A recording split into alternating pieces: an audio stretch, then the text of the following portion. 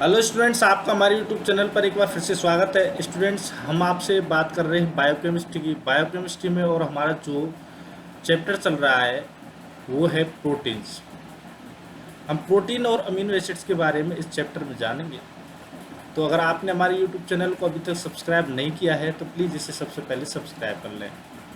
चलते हैं, हम बात करते हैं प्रोटीन्स की। तो प्रोटीन्स जो हैं are most abundant organic molecules of living system.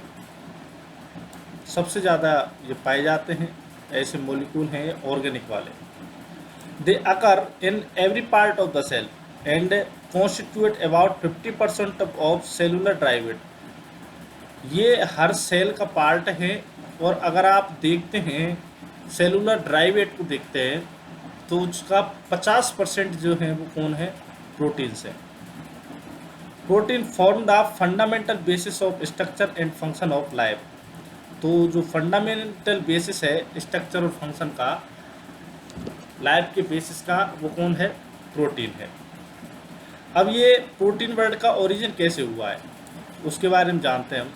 The term protein is derived from a Greek word proteios, जिसका मतलब होता है holding the first place. Berzelius Swedish chemist Berzelius जो स्वीडिश केमिस्ट थे, उन्होंने suggest the name protein to the group of organic compounds that are utmost important to life. तो ये Berzelius साहब ने ये बताया था, ये ने उन्होंने कहा था कि जो कुछ ऑर्गेनिक कंपाउंड्स जो शरीर के लिए बहुत ही इम्पोर्टेंट हैं उनके लिए उन्होंने ये नाम दिया। मुल्डर साहब जो डच साइंटिस्ट थे, पहले तो मतलब प्रोटियोज जो था ये बर्जिलियस साहब ने दिया, ठीक है। फिर मुल्डर डच केमिस्ट थे, उन्होंने 1838 में प्रोटीन जो वर्ड है इसको यूज किया। इनका हाई मोलिकुलर वेट था, नाइट्रोजन रिच थे और मोस्ट एबंडेंट सब्सटेंस थे एनिमल और प्लांट्स में। सबसे ज़्यादा पाए जाने वाले सब्सटेंस थे ये। अगर हम फंक्शंस ऑफ प्रोटीन्स की बात करते हैं तो proteins perform a great variety of specialize in essential functions in living sales.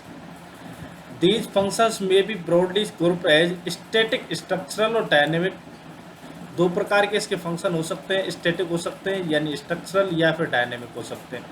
अगर हम स्ट्रक्चरल फंक्शंस की बात करते हैं तो certain proteins perform brick and mortar roles and are primarily responsible for structure and strength of the body.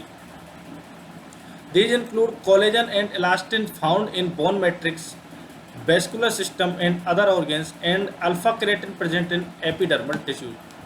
तो brick and bone mortar का मतलब ये है कि जिस प्रकार से मकान बनाने के लिए आपको ईंट की और जो उसमें मसाला है उसकी ज़रूरत पड़ेगी, उसी प्रकार से कुछ प्रोटीन ऐसे होते हैं उनके बिना आप जो है बॉडी की कल्पना नहीं कर सकते हैं। लाइक कोलेजन है, एलास्टिन है, जो कि बोन के मैट्रिक्स में पाए जाते हैं, वेस्कुलर सिस्टम में और अदर ऑर्गन्स में पाए जाते हैं। अल्फा केराटिन है, वो एपिडर्मल टिश्यूज में पाया जाता है। अगली बात सुन, तो ये स्ट्रक्चरल फंक्शंस हो गए। अगर हम डायनेमिक फंक्शंस की बात करते हैं, डायनामिक फंक्शंस की, तो dynamic functions of proteins are more diversified in nature. These include proteins acting as enzymes. जो प्रोटीन्स हैं वो ही एंजाइम के रूप में एक्ट करती हैं, हार्मोन्स के रूप में, ब्लड क्लॉटिंग फैक्टर्स के रूप में, इम्यूनोग्लोबिन्स के रूप में, मेम्ब्रेन रिसेप्टर्स के रूप में, स्टोरेज प्रोटीन्स के रूप में, besides their function in genetic control, muscle contraction में, रेस्पिरेशन एक्सेट्रा। तो प्रोटीन के तो बहुत काम है। Protein performing dynamic functions are appropriately regarded as the working horse of cell. तो ये पॉइंट आ सकता है कि द वर्किंग हॉर्सेज जो होते हैं सेल का, वो कौन होते हैं? तो वो प्रोटीन्स होती हैं। अगर हम इसके एलिमेंटल कंपोजिशन की बात करते हैं तो एलिमेंटल कंपोजिशन इस प्रकार से, proteins are predominantly constitute by 5 major elements in following proportion. Carbon जो है वो 50 से 55% होता है, हाइड्रोजन 6 से 7.3% तक होता है, ऑक्सीजन जो है 19 से 24%, नाइट्रोजन जो है 13 to 19% होता है, सल्फर जो है 0 to 4% होता है। तो ये प्रोटीन्स की जो कॉन्स्टिट्यूएंट्स हैं वो एलिमेंट्स इस प्रकार से।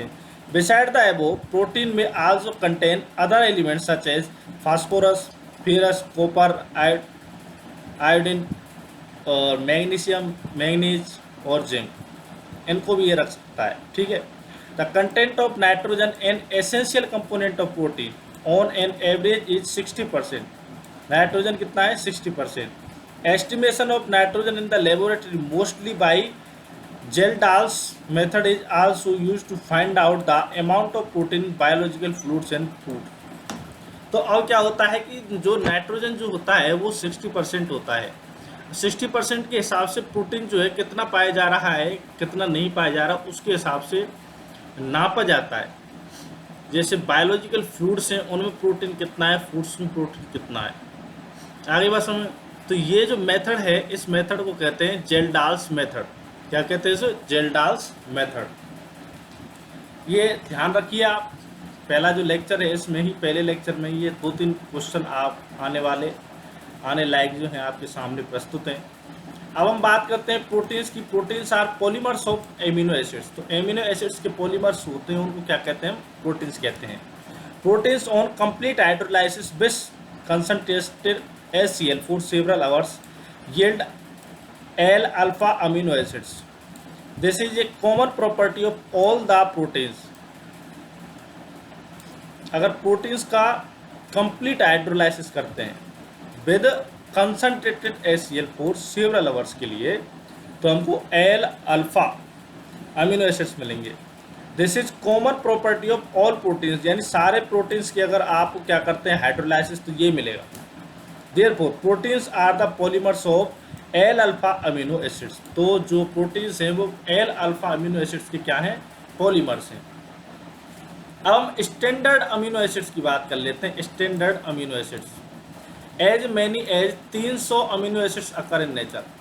ठीक है भाई साहब। Of these only 20 non as standard amino acids are repeatedly found in the structure of proteins isolated from different form of life animal, plant and microbials. तो मतलब 20 जो अमीनो एसिड्स हैं वो स्टैंडर्ड माने गए क्योंकि वो स्ट्रक्चर में रिपीटेडली वर्क करते हैं। This is because of the universal nature of the genetic code. ये किसके कारण है? यूनिवर्सल नेचर है जेनेटिक कोड की available for the incorporation only 20 amino acid. Genetic code जो है वो केवल 20 अमीनो एसिड्स जो हैं उनके लिए ही है। इस वजह से ये 20 जो अमीनो एसिड्स हैं ये स्टैंडर्ड अमीनो एसिड्स हो जाते हैं। When the proteins are synthesized in the cells the process in turn is controlled by DNA, the genetic material of the cell. After the synthesis of proteins some of the incorporated amino acids undergo modification to form their derivatives. तो इस प्रकार से हमने जो proteins हैं उनकी कुछ बातें जो थी, पॉइंट्स थे, उनके बारे में इस वीडियो में आपसे बात की। अगली जो वीडियो है उसमें हम अमीनो एसिड्स के बारे में बात करेंगे। तो स्टूडेंट्स, अगर आपने हमारे यूट्यूब चैनल को अभी तक सब्सक्राइब नहीं किया है तो सब्सक्राइब कर लीजिए, वीडियो को लाइक कर दीजिए, कमेंट करिए, शेयर करिए। धन्यवाद।